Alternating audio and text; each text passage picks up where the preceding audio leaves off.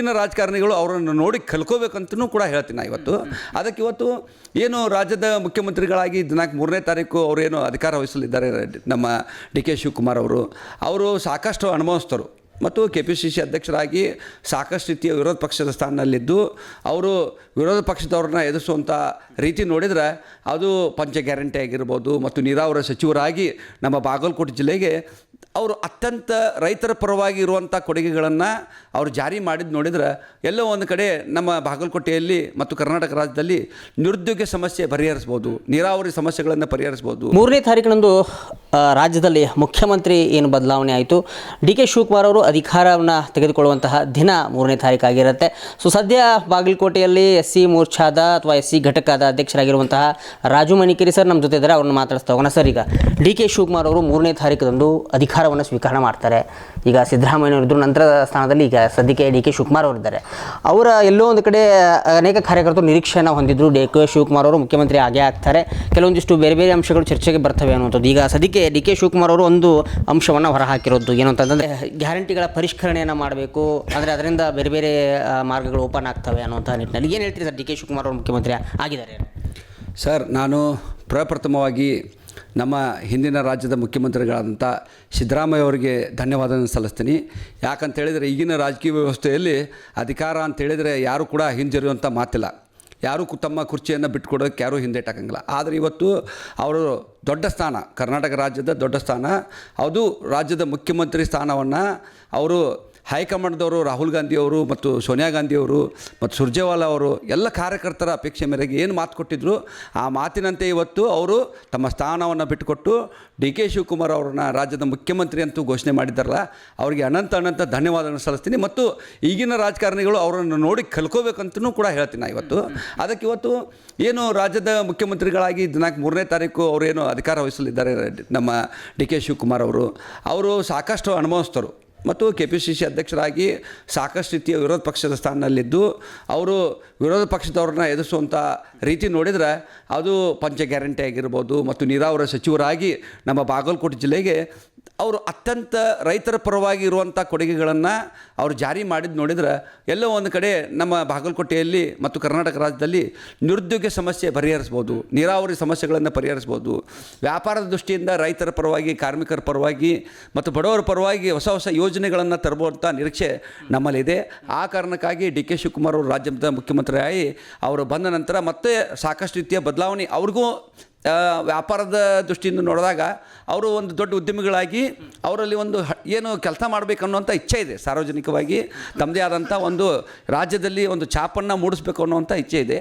ಆ ಕಾರಣಕ್ಕಾಗಿ ಹೊಸ ಯೋಜನೆಗಳನ್ನು, ಹೊಸ ಒಂದು ಏನು ಕಾಯ್ದೆಗಳನ್ನು, ಹೊಸ ರೂಲ್ಸ್ಗಳನ್ನು ತರುವಂಥ ಸಂಭವ ಇದೆ ಅಂಥೇಳಿ ನಾನು ನನ್ನ ಅನಿಸಿಕೆಯನ್ನು ಹೇಳಕ್ಕೆ ಇಷ್ಟಪಡ್ತೀನಿ. ಅವರಿಗೆ ರಾಜ್ಯದ ಮುಖ್ಯಮಂತ್ರಿಗಳಾಗಿ ಅವರು ಹೆಚ್ಚಿನ ಯಶಸ್ಸು ಸಿಗಲಿ, ಅವರಿಗೆ ದೇವರು ಇನ್ನೂ ಹೆಚ್ಚಿನ ಶಕ್ತಿ ಕೊಡಲಿ. ಮತ್ತು ಏನು ಕಾರ್ಯಕರ್ತರಲ್ಲಿ ಅವರು ಏನು ರಾಜ್ಯದ ಮುಖ್ಯಮಂತ್ರಿಗಳಾಗಿ ಬಂದ ನಂತರ ಏನೋ ಬದಲಾವಣೆ ಆಗುವಂಥ ನಿರೀಕ್ಷೆ ಸಾಕಷ್ಟು ಇದೆ ಅಂತೇಳಿ ನಮ್ಮಲ್ಲಿ ಅನಿಸ್ತಾ ಇದ್ದೇನೆ ಸರ್. ಸೊ ಈ ಮುಖ್ಯವಾಗಿ ಡಿ ಕೆ ಶಿವಕುಮಾರ್ ಅವರಿಗೆ ಕರ್ನಾಟಕದಲ್ಲಿ ಒಂದಿಷ್ಟು ಸವಾಲುಗಳಿದ್ದಾವೆ ಅನ್ನುವಂಥದ್ದು. ಈಗ ಗ್ಯಾರಂಟಿ ಯೋಜನೆಗಳನ್ನು ಅನುಷ್ಠಾನ ತರುವಲ್ಲಿ ಅನೇಕ ಮುಂಚೂಣಿ ಪಾತ್ರವನ್ನು ವಹಿಸಿದ್ರು. ಹಾಗೆ ಕಾಂಗ್ರೆಸ್ ಪಕ್ಷ ಕರ್ನಾಟಕ ರಾಜ್ಯದಲ್ಲಿ ಅಧಿಕಾರ ಬರಬೇಕು ಅಂತಂದರೆ ಬಹಳ ಶ್ರಮ ಅವ್ರದ್ದಿದೆ ಅನ್ನುವಂಥದ್ದು. ಸರ್, ಏನು ಮುಖ್ಯವಾಗಿ ಸವಾಲುಗಳು ಏನಿರ್ಬೋದು ಸರ್? ಈಗ ಭಾರತ ದೇಶದಲ್ಲಿ ತಾವು ನೋಡ್ಬೋದು, ಇದೇ ವಿರೋಧ ಪಕ್ಷ ಇವತ್ತು BJP ಅವರು ಸಾಕಷ್ಟು ರೀತಿಯ TV ಮಾಧ್ಯಮದವ್ರು ಮುಂದೆ ಬಂದರೆ ಅವ್ರು ಬೈತಾಯಿದ್ರು, ಕಾಂಗ್ರೆಸ್ದವರು ಗ್ಯಾರಂಟಿ ಕೊಟ್ಟುಬಿಟ್ರು, ಆರ್ಥಿಕ ಪರಿಸ್ಥಿತಿ ದಿವಾಳಿ ಆಗೋಗುತ್ತೆ, ಆರ್ಥಿಕ ಕುಸಿತ ಆಗುತ್ತೆ, ಇವತ್ತು ಭಿಕ್ಷಾ ಬೇಡೋರ ಪರಿಸ್ಥಿತಿಗೆ ತಂದಿಡ್ತಾರೆ ಕರ್ನಾಟಕ ಜನತೆಗೆ ಅಂತೇಳಿ ಇದೇ ವಿರೋಧ ಪಕ್ಷದ ನಾಯಕರು ಅಶೋಕ್ ಅವರು ಮತ್ತು CT ರವಿಯವರು, ವಿಜೇಂದ್ರ ಅವರು ಸಾಕಷ್ಟು ರೀತಿಯ ಹೇಳಿಕೆಗಳನ್ನು ಕೊಟ್ಟರು. ಆದರೆ ಇವತ್ತು ನಾವು ನೋಡ್ಬೋದು, ಮಹಾರಾಷ್ಟ್ರದಲ್ಲಿ ಏನು ಮಾಡಿದ್ರಿ, ಗೋವಾದಲ್ಲಿ ಏನು ಮಾಡಿದ್ರಿ, ದೆಹಲಿಯಲ್ಲಿ ಏನು ಮಾಡಿದ್ರಿ, ಉಚಿತ ಕೊಡುಗೆಗಳನ್ನು ನಮ್ಮ ಕಾಂಗ್ರೆಸ್ ಪಕ್ಷದ ಮಾದರಿಯನ್ನೇ ಕಾಂಗ್ರೆಸ್ ಪಕ್ಷ ಏನು ಅನುಸರಿಸ್ತು ಅದನ್ನೇ ಮಾಡಿದರೆ ವಿನಃ ಯಾರೂ ಕೂಡ ಏನೈತಲ್ಲ ಇಲ್ಲ ನಮ್ಮ ಆರ್ಥಿಕ ದಿವಾಳಿ ಆಗ್ತೈತೆ ಅಂಥೇಳಿ ಅದನ್ನು ಮಾಡದೇ ಇರಲಿಲ್ಲ. ಅದಕ್ಕೆ ಸಾರ್ವಜನಿಕರಿಗೆ ನಾನು ಏನೈತೀನಿ, ಇವತ್ತು ಡಿ ಕೆ ಶಿವಕುಮಾರ್ ರಾಜ್ಯದ ಮುಖ್ಯಮಂತ್ರಿ ಆಗಿದ್ರೆ ಅವ್ರದ್ದೇ ಆದಂಥ ಕಾನ್ಸೆಪ್ಟ್ ಅದು. ನಮ್ಮ ಸಿದ್ದರಾಮಯ್ಯ ಸಾಹೇಬರು, ಡಿ ಕೆ ಶಿವಕುಮಾರ್ ಅವರು ಒಂದೇ ನಾಣ್ಯದ ಎರಡು ಮುಖ ಅವರು. ಏನು ಅವರು KPCC ಅಧ್ಯಕ್ಷರಾಗಿ ನೀರಾವರಿ ಸಚಿವರಾಗಿ ಮತ್ತು ರಾಜ್ಯದ ಮುಖ್ಯಮಂತ್ರಿಯಾಗಿ ಸಿದ್ದರಾಮಯ್ಯ ಅವರು ಇಬ್ಬರೂ ಕೂಡ ಏನಿದೆ ಒಂದು ಗಟ್ಟಿಮುಟ್ಟಾದಂಥ ಒಂದು ತಳವನ್ನು ಕಾಂಗ್ರೆಸ್ ಪಕ್ಷಕ್ಕೆ ಹಾಕಿಕೊಟ್ಟಿದ್ದಾರೆ. ಸಿದ್ದರಾಮಯ್ಯ ಸಾಹೇಬರು ಕೂಡ ಅವ್ರ ಬೆನ್ನ ಹಿಂದೆ ಇದ್ದು ಅವರನ್ನು ಈ ಗ್ಯಾರಂಟಿ ಯೋಜನೆ ಆಗಿರ್ಬೋದು, ಹೊಸ ಹೊಸ ಕಾನ್ಸೆಪ್ಟ್ಗಳನ್ನಾಗಿರ್ಬೋದು, ಇಂಥ ಇದಕ್ಕೇನತ್ಲ ಬೆಂಬಲವಾಗಿರ್ತಾರೆ ವಿನಃ ಈ ಸುಳ್ಳು ಸುದ್ದಿಗಳಿಗೆ ಯಾರೂ ಕಿವಿ ಕೊಡಬಾರ್ದು. ಸುಳ್ಳು ಸುದ್ದಿಗಳಿಗೆ ಯಾರೂ ಕೂಡ ಇವತ್ತು ಬೆಲೆ ಕೊಡಬಾರ್ದು. ನಮ್ಮ ಕೆಲಸ, ನಮ್ಮ ಯೋಜನೆಗಳು, ನಮ್ಮ ಬರುವಂಥ ದಿನಮಾನದಲ್ಲಿ ನಾವು ಪಕ್ಷವನ್ನು ಹೇಗೆ ಗೆಲ್ಲಿಸಬೇಕು, ಪಕ್ಷ ಸಂಘಟನೆ ಹೆಂಗೆ ಮಾಡಬೇಕು ಅನ್ನೋ ಕಡೆ ನಿಟ್ಟಿನಲ್ಲಿ ನಮ್ಮ ಯೋಜನೆಗಳಿರಬೇಕು ವಿನಃ ಸುಳ್ಳು ಸುದ್ದಿಗಳಿಗೆ ಯಾರೂ ಕಿವಿ ಕೊಡಬಾರ್ದು. ಮತ್ತು ರಾಜ್ಯದ ಮುಖ್ಯಮಂತ್ರಿಯಾಗಿ 100% ಯಶಸ್ವಿಯಾಗ್ತಾರೆ. ಅದೇ ಮಾದರಿಯಲ್ಲಿ ಕೂಡ ನಮ್ಮ ಹೊಸ ನೂತನ ಶಾಸಕರಾದಂಥ ಉಮೇಶ್ ಮೇಟಿಯವರು ಕೂಡ ಏನು ಗ್ರಾಮೀಣ ಭಾಗ, ಸಿಟಿ ಭಾಗ ಅಂತೇಳಿ ಏನು ಅದನ್ನು ಭಾಳ BJP ಪಕ್ಷದವರು ಯಾವಾಗಲೂ ಒಂದು ಇದು ಮಾಡ್ತಾರಲ್ಲ, ಆದರೆ ಬರುವಂಥ ದಿನಮಾನದಲ್ಲಿ ಎಚ್ಚರಿಕೆಯಿಂದ ಇರಲಿ.